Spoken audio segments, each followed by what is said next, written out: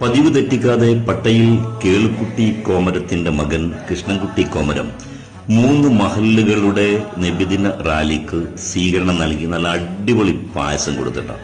കടുക്കാട്ടുപാറ, കൊളക്കാട്ടുചാലി, വയ്യൽ നഗർ മഹല്ലുകളിലെ നബിദിന റാലിക്കാണ് ഇദ്ദേഹം സ്വീകരണം നൽകിയത്.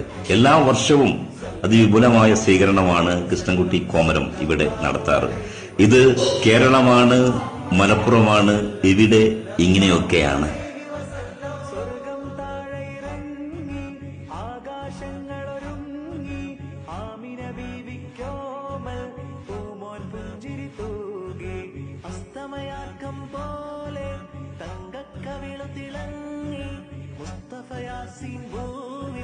ജന്മാനന്ദം പാകി